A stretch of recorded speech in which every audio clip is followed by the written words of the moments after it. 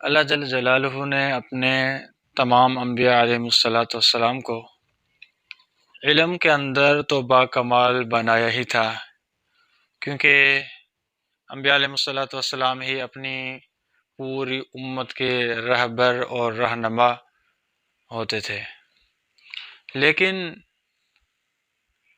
تدبر اور عقل مندی کے اندر بھی اللہ تعالیٰ نے اپنے انبیاء علیہم الصلاۃ والسلام کو ایک بہت بڑا مقام دیا ہے کہ ان کے عقل مندی دانشوری کو کوئی امتی پہنچ سکتا ہی نہیں، کسی کے لیے ممکن ہی نہیں ہے۔ مثال کے طور پر ایک واقعہ آتا ہے کہ جنگ بدر کے موقع پر اچانک کفار کی طرف سے، مشرکین کی طرف سے ایک ان کا باشندہ مسلمانوں کی کیمپ کے اندر داخل ہو گیا۔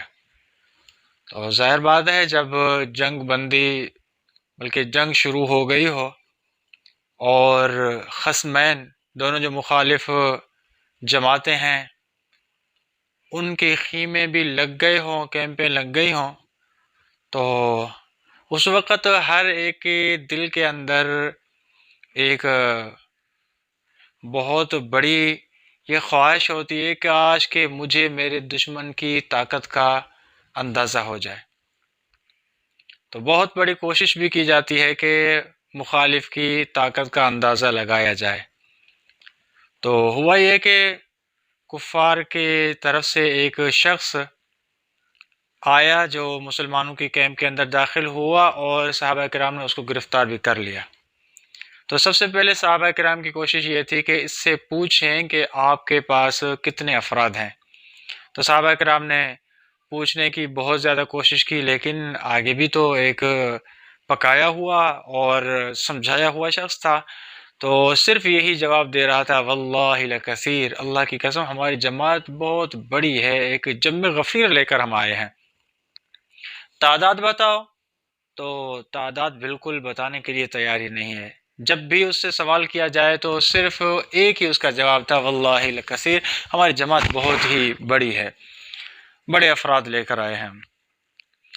جب آہستہ آہستہ بات بڑھتی گئی، وہ بتانے کے لیے تیار نہیں تھا اور صحابہ کرام رضوان اللہ علیہم اجمعین چھوڑنے کے لیے تیار نہیں تھے۔ تو آوازیں بلند ہونے لگی، ڈرانے دھمکانے لگے صحابہ کرام۔ اب علیہ الصلوۃ والسلام اپنے خیمے سے باہر نکل آئے، فرمایا یہ شور کس چیز کا ہو رہا ہے اور کیوں شور کیا جا رہا ہے؟ تو صحابہ نے عرض کیا، اللہ کے رسول، یہ کفار کی طرف سے کوئی باشندہ آیا ہے، ہمارے کیمپوں کے اندر داخل ہو گیا ہے اور ہم کوشش کر رہے ہیں اس سے کچھ باتیں پوچھنے کی، لیکن وہ اور تو کیا بات، لیکن افراد کی تعداد بتانے کے لیے بھی تیار نہیں ہے۔ حضور نے فرمایا اس کو بٹھا دو، اتنا زیادہ شور کرنے کی یا ڈرانے دھمکانے کی ضرورت نہیں، اس کو کسی جگہ پہ بٹھا دو۔ صحابہ کرام نے حضور کے حکم کی تعمیل کرتے ہوئے کسی جگہ پر بٹھا دیا اور بس بات ٹھنڈی ہو گئی، معاملہ بالکل ختم ہو گیا۔ تو کچھ دیر کے بعد آپ علیہ الصلوۃ والسلام نے کسی صحابی کو بھیجا، فرمایا جا کر اس سے پوچھو کہ روزانہ آپ اپنے جماعت کے لیے، اپنے ساتھیوں کے لیے کتنے اونٹ ذبح کرتے ہیں؟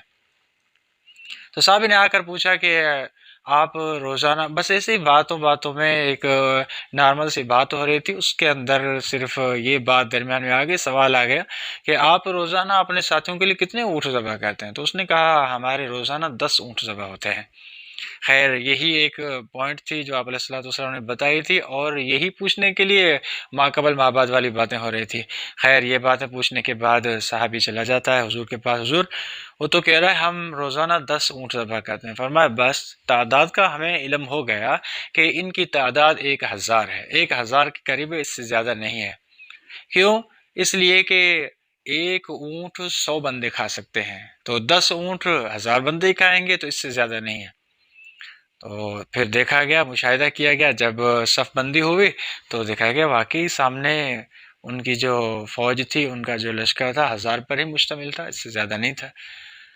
تو یہ ایک نبی کی عقل مندی اور ایک فراست تھی کہ جو بات وہ بتانے کے لیے تیار نہیں تھا، اس پیرائے کو چھوڑ کر، صریح پیرائے کو چھوڑ کر، کنایتاً ایک دوسرے پیرائے کو لے کر اس سے وہی بات پوچھی گئی، اور اس کو محسوس بھی نہ ہونے دیا کہ یہ مجھ سے کیا پوچھا جا رہا ہے، اور یہ جو بات مجھ سے ہو رہی ہے یہ کس معاملے پر مجھ سے بات ہو رہی ہے، گفتگو ہو رہی ہے۔